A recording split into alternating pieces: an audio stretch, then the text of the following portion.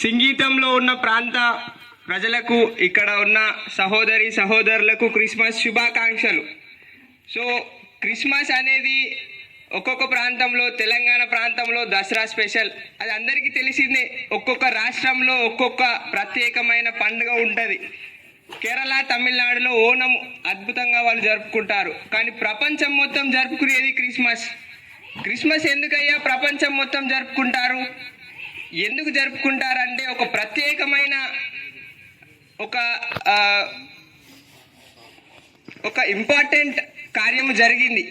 ఏంటి అంటే ప్రపంచం మొత్తం పాపంలో ఉండిపోయింది. పాపం నుంచి తొలగించడానికి ఒక వ్యక్తి భూమిపైకి వచ్చి మరణించి తిరిగి లేవాలి. సో ఆ కార్యం జరగడానికి ప్రభు అయిన యేసుక్రీస్తుల వారు భూమిపైకి వచ్చి ఆ కార్యము జరిగించారు. సో ఎవరైతే మనం యేసు ప్రభువుని నమ్ముకొని బాప్తిస్మం తీసుకొని నీటిలో ముంచడం బాప్తిస్మం తీసుకుంటామో వారందరూ రక్షింపబడతారు. హృదయంలో ఒక ప్రార్థన చేసుకోవాలి ప్రతి ఒక్కరు. అందరికీ తెలుసు మానవుడు జన్మతః పాపి అని. ప్రతి గ్రంథాలు, హైందవ గ్రంథం చెప్తుంది, ఇస్లాం గ్రంథం చెప్తుంది, ప్రతి గ్రంథం చెప్తుంది మానవుడు జన్మతః పాపి అని. ఆ పాపము తొలగించడానికి మనం ఏం చేయాలి? ఏం చేస్తే మన పాపాలు కడగబడతాయి? ఎవరి వలన మనము పాపము క్షమించబడి రక్షణలోనికి వెళతామయ్యా అంటే కేవలము నజరేయుడైన యేసుక్రీస్తు రక్తంలోనే మన పాప క్షమాపణ ఉంది అని బైబిల్ గ్రంథం సెలవిస్తుంది.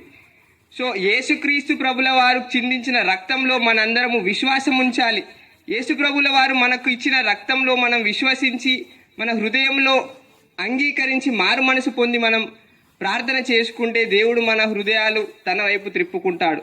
సో ఇక్కడ ఉన్న ప్రాంత ప్రజలకు క్రిస్మస్ సందర్భంగా నేను తెలియజేయండి ఏంటయ్యా అంటే ప్రతి ఒక్కరు ఎవరెవరి హృదయాల్లో అయితే దేవుని యేసయ్య రక్తాన్ని అంగీకరించలేదో ఇప్పటి వరకు, మీ అందరి హృదయాల్లో యేసు ప్రభువా ఒకవేళ నీవు గనక ఉంటే నా హృదయంలోనికి వచ్చి నా పాపాలన్నీ క్షమించు అని ప్రార్థన చేసుకోండి.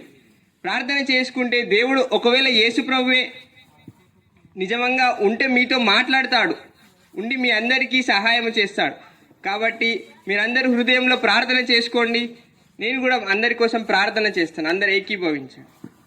స్తోత్రములు ప్రభువా, పరిశుద్ధుడా, గొప్ప దేవా, జీవాధిపతి, నీకు వందనాలు, స్తోత్రాలు చెల్లించుకుంటున్నాం ప్రభువా.